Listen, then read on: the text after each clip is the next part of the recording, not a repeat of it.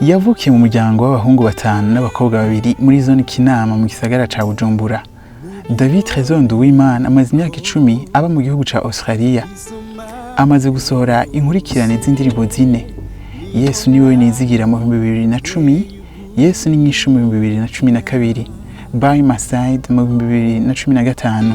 na Victory yakoranye n'umugwi Afrofest uhurikiyemo abanyafrika arongoye muri Australia mu mwaka wa 2021. David Trésor Nduwimana amaze gutwara ubushimwe butatu harimo Maranatha Gospel Award yaronkerejwe muri Amerika, Age Fest mu 2020, Rise and the Shine Award mu 2023. Niwe mwirabure wa mbere yagize amahirwe yo kuririmba ururimbo Advance Australia Fair ruhayagize igihugu ca Australia mu nkino mpuzamakungu z'urukino rwa rugby inshuro zitatu mu 2020, mu 2022 n'ibihumbi 2023.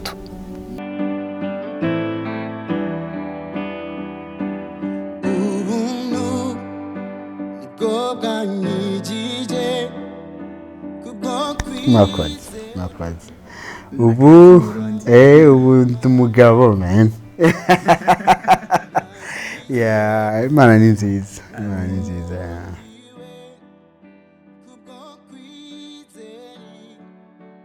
Urumva kuza muhira nta kintu kiryoshe. Uva mu Cyongereza baravuga neza home sweet home. Umva muhira hararyoshe. Uje muhira wumva ushitse. Naje hashushe ariko ukumva nyene ntacyo bitwaye. Numva ikindi guhura n'umuryango abavyeyi cyane umuryango w'umubiri w'amaraso, umuryango w'impwemu, ishengero, abantu, indya, ubugari. Umva ubugari bw'imyumbati naburiye kandi ngaha après 10 ans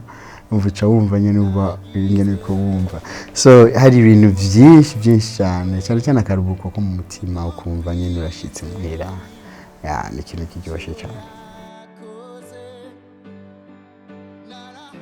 Ikintu cyambere ukumbura ni imyanya tugira turi muri eglise. Imyanya yo guhimbaza no gutazira bijya bihe biba biryoshye cyane, aho twisanzura dufite umwanya ukwiye wo guhimbaza, turirimba, tuhimbaza Yesu cyane mu kirimi cyacu. Hajya kuririmba mu kirimi cyawe birafise ico bikora. ari ikintu bihindura mu buzima, uravyumva ofete. Cyane kuravuga n'ikirundi. Ikindi ni ujya munezero w'abantu, ni kujya guhura, nijya freedom cyane ujya mwidegenze dufise nk'abarundi kujya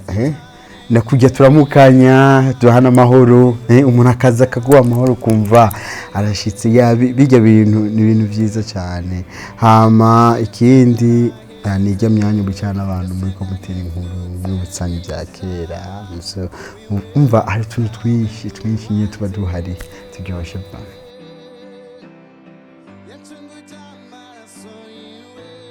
Ikintu nibaza ko nize personally ni ingene abanyarwanda baha agaciro umuntu, ubuzima bw'umuntu, ingene umuntu agerageza kuja mu kibanza cyawe kumva ingene umerewe,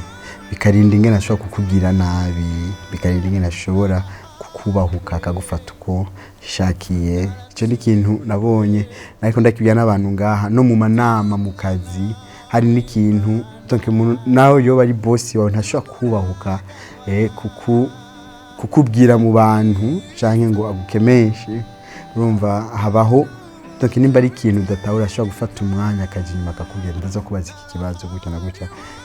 Ntuze kumva ko twagufasha, navyo no kuvuga abagerageza guha agaciro umuntu wese akumva ko nawe yakiriwe. Hama ikindi naco n'umutima w'impuhwe. Umva ari umutima w'impuhwe urumva umuntu afise biki ashaka kubisangira n'umundi. Ico kintu nasanze ari ikintu gikomeye gose, ikintu cyahinduye ubuzima bwanje cyane ku buryo na muntu yumva umengo je ndatunze, je ndafise ibi canke je ndigitangaza nditwa kanaka akabigendera ko, ariko agaruka ahantu agaha agaciro ubundi, kuko abayumva umengo nimba ndi ngaha nuko bamwe muri aba bantu bagize ico bakoze, no kuvuga ari umutima wa reconnaissance, urumva no kwibuka ico umuntu yakoreye ubundi. Donc ico ni ikintu cyampimbaye cyane kandi cyamfashije umva mu buzima busanzwe bwa misi yose. Hama wavuze ikijanye no kuririmba naco canke uburyo w'impwemo. D'abord narize ibijanye n'umuziki, narize ibijanye ari byo dukoresha ngaha, ariko je nashatse kuvyiga kugira ngo nshobore gutahura ngene ibintu bikorwa hariya ku bijanye na live performance bijya dukora chaque dimanche canke aho dukubera hose, umva byo guhimbaza no gutazira turirimba imbere y'abantu, urumva. Donc ari live performance, ari music business, ingene ushobora ibintu vyawe, ibitungano vyawe canke ibintu vyawe bikagufasha kuronka umusaruro wavyo, ari na copyright, ibijanye na droit d'auteur, ibintu nk'ivyo. Hama akaba n'ibijanye na songwriting, ingene umuntu ashobora kwandika indirimbo kuri sije imwe mu mwanya muto, amajambo make, umuntu agatahura message utarinze kuvanga amasije menshi. Hama ikindi naco ni kumenya gukorana n'abantu batandukanye, abantu mudasangiye urukoba, mudasangiye imico, mudafise experience zimwe z'ubuzima,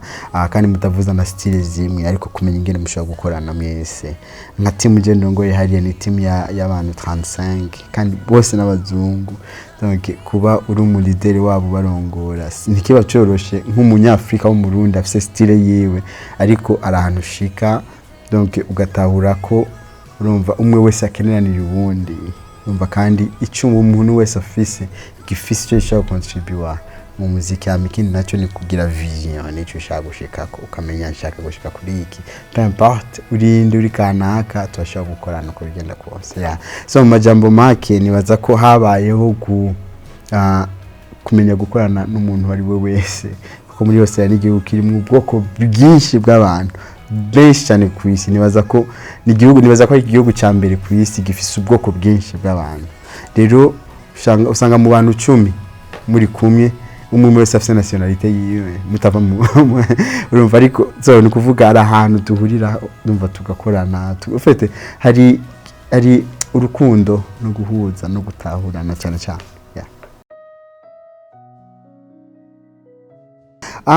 Ibyangoye ni byinshi. Cyambere kirimi, urumva uri mu gihugu kuba mu gihugu kitari kiwanyu, peu importe urumva urugezo canke ibyo gushikako, haba hagoye kuko ahantu hose agira umuco, gutahura umuco wabo. Nibaza ko mu kintu, nibaza ko cyangwa n'ingene ushaka guhura n'abantu ko mu gace k'abazungu ntibakuzi, ntubazi kubegera. Abantu benshi narabegereye, nshaka ko tujyana ubucuti, ukamenga umuntu wese aguma asubira inyuma kuko ntibakuzi, umva nico. Hama ikindi cyabaye nk'ikigorana gato ni ingene abantu bafite imico itandukanye n'iwawe. Mu ma eglise biratandukanye, ni eglise y'isaha imwe n'igice mugira 15-20 minutes 30 minutes ya louange na adoration nazo ziratandukanye n'iziwacu. Urumva ibintu byose birapanze, urumva kuvyisangamo bisaba kwiyajista ukundi, cyane cyane ntunatakaze n'ico ufise canke umuco wawe. Urumva ari nabivuze ari ntahe nzoshinga muri concert, nitwagira concert ntahe nshaka kuzovuga ingene Imana yanshoboje kwinjira aho hantu, ingene Imana yanzaniye abantu ntarizi tuzana bansanze ahantu nicaye, turahura nabo n'umuntu twahuye wamengo nyene ni Imana yamunzanye, na niwe yabaye urufunguzo rumfasha kwinjira mu bintu byinshi. So ni ntahe bamashaka kuzoshinga, ani indirimbo nanditse kubyivyo biri mu ndirimbo zasohotse shaka indirimbo yitwa Ico Nsaba iri mu ndirimbo nanditse ndi muri ivyo bihe nijya cyane cyane irya ndirimbo narore irya umuco nayo nyene ni indirimbo na nisengesho nasenze ndindi kuntu uhoraho akora rero naramubonye akora so hari utuntu twinshi twabaye so antuka ndashushe nanje tuzogira ibihe byo guhimbaza ama niyo tuzovuga izo ntahe zose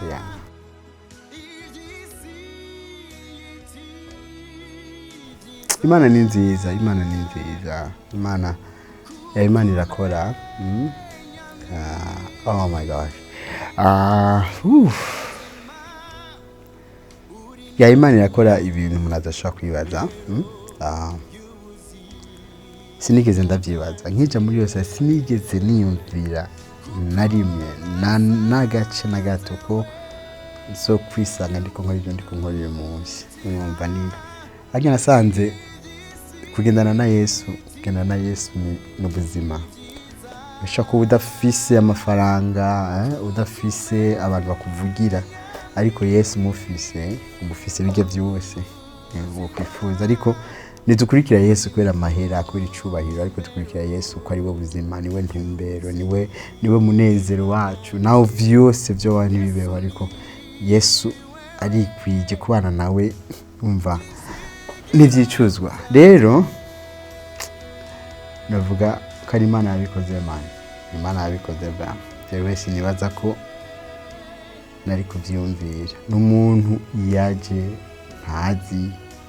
nahuye nawe turiko dusangira ikawa ndamubwira hari muri 2017 ndamubwira ko nkunda hymne nationale ya Australia arambwira kubera ko ikunda umva nongera ndayikunda ingene ikoze kandi ndakunda umuziki umuziki ndawukunda kuba nyina cyenja kuvyiga rero ucumenye mu detail menshi urashobora kufasa umuziki go de chiffre donc ni kuvuga mu muziki nibaza ko nshobora kuba nahize kuririmba arimo byo kuririmba bige bya opera mu gifaransa of the opera umva so ari muri bya jazz amakabana n'ibyo bisanzwe so ni kuvuga umuntu arisanga urisanzura ahantu hose uge rero je ndiko ndavuga zagize umwanya wo kwicara mu ndirimbo nyinshi ndavuga indirimbo nayikunze ngo wayikundiki ndavuga nakunze ingene ikoze ni indirimbo igoye kuririmba mu bisanzwe ni ofete nico je cyampaye kuyikunda ofete kuno mvengo ndashaka kwiha challenge ndiko ndayimubwira nyene twicaye ya family imwe gutya kwikawa turiko tuganira umupapa rawo sinayinzi ivyo akora nta na kimwe narinzi bo muri eglise nyene bisanzwe hama birahera 2020 bacha bamutora kuba CEO wa Rugby Australia yose niwe bamuhaye kwitwara jewe rero ndayibonye kuri internet singene kubera tuvugana misi yose ndamandikira aka message kwambia congratulations umva felicitation kugikogwa urumva nivyo gusa carambye foko duhura dusangire amacarambwira aduhuye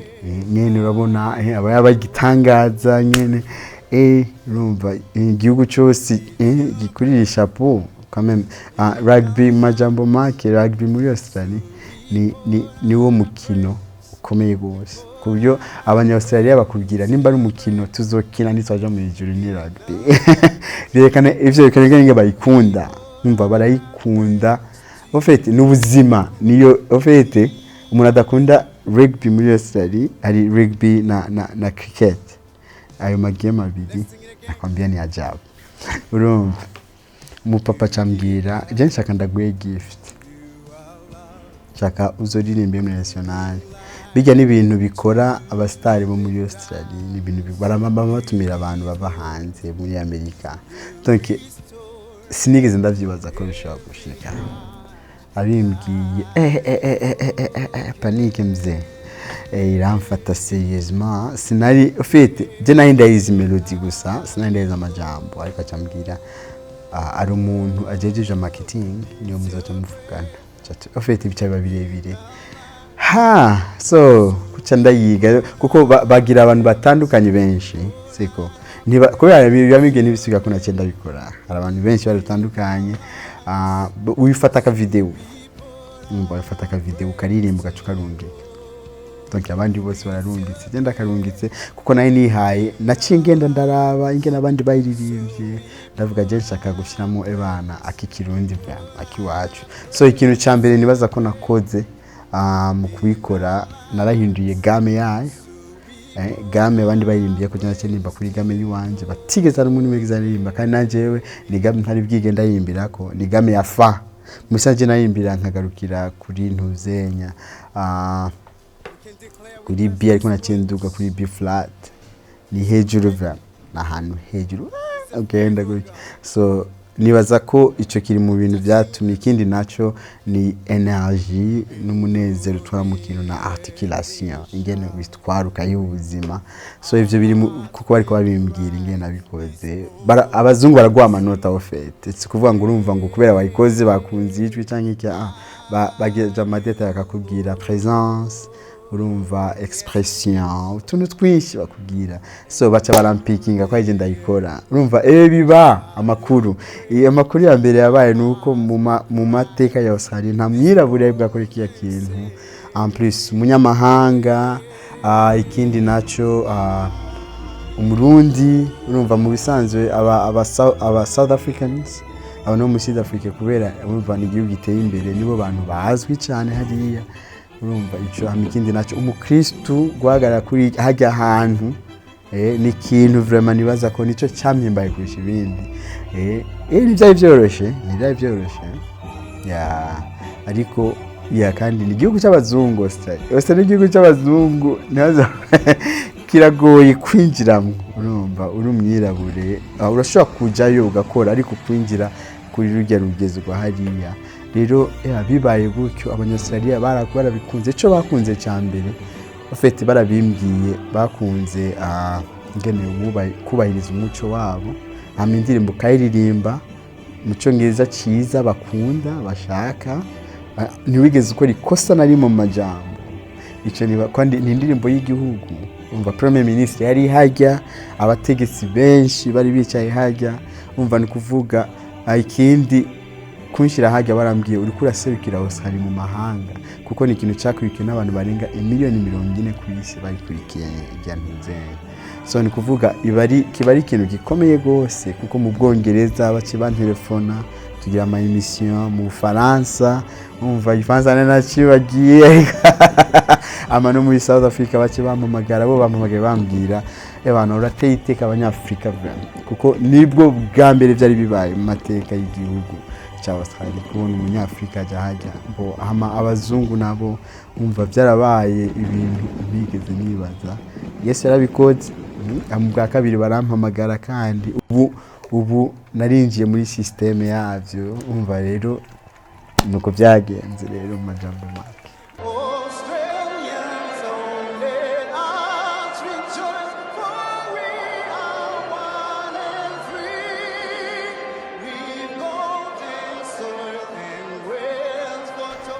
mu Burundi je sinzi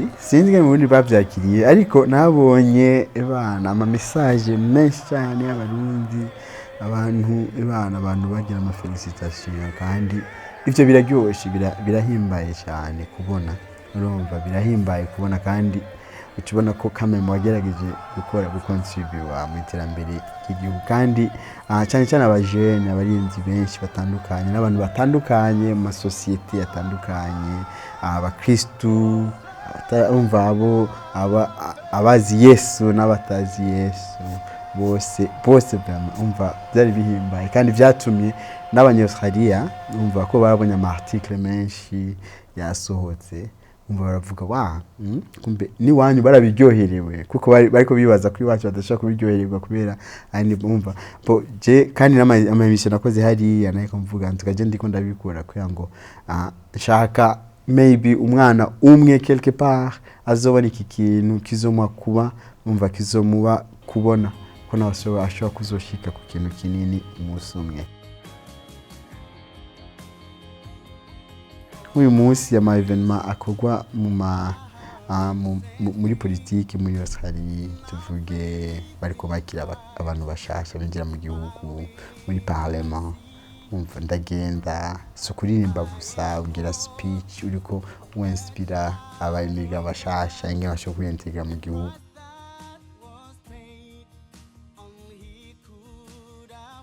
Imigambi mu Burundi irahari siko imigambi irahari ibintu byinshi umuntu ariko yumvira gukora kandi nibaza ko byiza byo gufasha urumva ize 10 ans ndagarutse umuntu ariko yiga karere nukamwe maze gukora donc no kuvuga ikintu umuntu agira atangure nakivuze mu bintu bizenya no kugira na centre de formation aho wigisha abantu mu madomaine atandukanye abavuza umuziki urumva umuziki barazi kuvuza kuririmba abantu barabizi n'utuntu duto nyene wa justa kugira ngo ikintu kive mu buryo buri local kive mu buryo buri international kuko hari langage umuntu wo hanze atahura mu muziki hari son ashaka kumva imuha kukumviriza ni nka kujya ikiyago ahantu ushaka kuvuga bivanye n'ingene uri uratanga message yawe igatuma amahanga yicara hashaka kumviriza umva bivanye n'ingene kuravuga n'ingene ko articulate umva vocabulary kurakoresha umva nama context whatever is ushaka gukoresha bigatuma abantu bakumva. No mu Burundi nibaza ko nako kantu gusa n'ahandi tabazira hari umva passion irahari umva no kwifuza gutera imbere birahari ni juste gusa kwerekana ukoze gutya bashobora gutuma ushika hajya wifashe gutya bashobora gutuma ushika hajya cyane cyane no kubaka structure umva abantu baravuza umuziki ariko ni bafise structure umuntu yitwa ko ari mu musicien ariko nawe nyene ntazi kategori yo kwishiramwe kuko akora vyose nishaka gukora vyose wenyene ntibishoboka jamais ntivyigeze bibaho umuntu wese akenera ubundi so kugira umutima wo kwiga ushaka kumenya so nibaza ko nibiri mu bintu umuntu ashobora kuzana umva ko impacting abantu bacu cyane cyane ariko talent urumva Uburundi en tout cas chapeau vraiment kuko uravye muri East Africa nkano namudasanga mu Burundi kandi mu Burundi hari ikintu vraiment kigaragara ucubona wa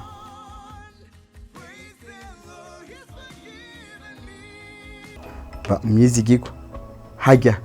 kuri local church hajya nyine ukorera bakwaminiya batakwaminiya sivyo byakuzanye hajya ni Kristo yashize ikintu muri wewe akaba ari we muri kumugendana muziki korera Imana hajya umva investa muri bajya abantu bubahe bakunde kandi bajya abantu bajya nyene ubona bajya niyo mugisha wawe bajya nyene bashake babe ko basa kwose ko bameze kwose bashake babe batari bitangaza ariko bajya nyene bajya n'Imana yaguhaye kandi yabaguhaye kubw'impamvu kanaka rero mwizigirwa bakorere kugisha ko abantu ibihumbi jana bajya nyene basaba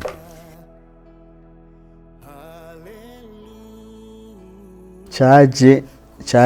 kivuye muri experience y'ubuzima bwanje muri Australia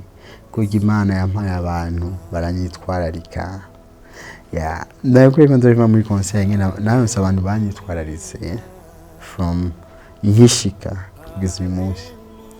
umva so niyo byavuye mu bike nimba arabantu Imana yashize mu nzira yanje bambere umugisha nimba shaka kuba nkiririmba umunsi shaka kuba ndiko nkora ibyo nkora kuko abantu yashize mu nzira yanje they cared for me umva niyo bike yavuye nanje ndashaka kubikorera abandi ndashaka konversa mu muntu umwe canke babiri canke 10 canke 30 canke 100 nabo nyene bazoshike ku ndoto zabo so niyo bike yavuye none ndiko ndabisengera tuko turabikorera ko kandi Imana ndiko ndabona agacu ivyo bintu ndashaka konversa mu Barundi biwacu abakuze n'abato abagabo abagore umva bose ko Imana izo bishoboza kandi ndiko ndabisengera Imana impabana benshi idabo mu Burundi cyangwa mu mahanga tubikorane twinvestis mu bantu kugira ngo nabo nyene bashobore kubera umugisha abandi mu buryo bwose bushoboka.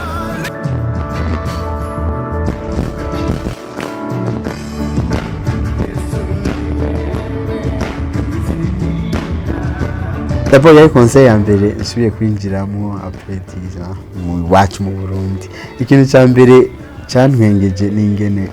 wamenga ibintu byose n'ibishasha. Ingene abantu bafata intebe ariko biruka. Bafite ni atari vema. Bafite arantuba katsanga ibana bamaze gufata undi muco. Ya biraryoshye. Umva wari umunezero ni bose. Alex Imana muhezagire. Nukuri Imana mukoresheje kandi ndashima Imana kubwiwe amakuba ndi kumwe na Apotre Apollinaire kandi duhuye gukora Prosper Nkomezi na Yeme w'Imana.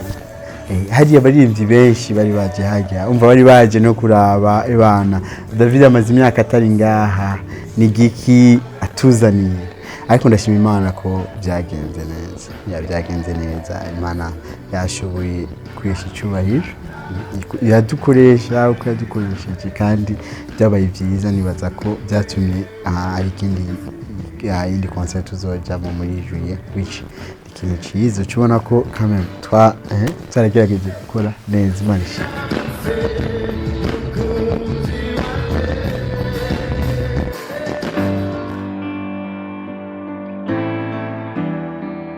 Narahariwe kubera ni message iri clair urumva ntushobora kuvuga Yesu utazi ntushobora kuririmba Yesu ataba mwahuriye atakintu yakoze mu buzima bwawe nimba ushaka kuvuga uyu munsi duhaguruka twatura Yesu nuko ari cyo yakoze nuko yaduhariye ibyaha byacu. Hari indirimbo muri kantiki nkunda cyane kandi nibaza ko gihe cyose ndayiririmba ni indirimbo ivuga Yesu ndacibuka. Donc ni kuvuga narahariwe ni jambo ariko tugarukana kwibuka aho Yesu yadukuye. Donc ni kuvuga indirimbo iryo jambo ryonyene Yesu ndacibuka umunsi. Donc ni kuvuga kwibuka aho Yesu yadukuye bituma tugendana nawe umva hagati mu bihe bitandukanye by'ubuzima. So narahariwe rero kuko amajambo y'iyo ndirimbo ingene yabaye inspire ingene byose byaje yabaye ikintu cyaje guhindura imitekererezo yanjye rwose kugira ngo Abanyarwanda bavuga yabyarahinduye ibyiyumviro byanje ku bijyanye n'inzirange y'agakiza. Ni kuvuga nicyo kintu nimba uyu munsi umuntu agihagaze mu gakiza no kwibuka ko twahariwe Yesu araducunguye yaduhaye ubuzima. So ibyo dukora byose tubikora ko umva aricyo Yesu yakoze from the first place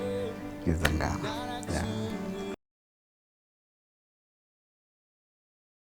Gukorera Imana nta buhombe burimo ubikora bikunze maze wirabire. Haleluya amen.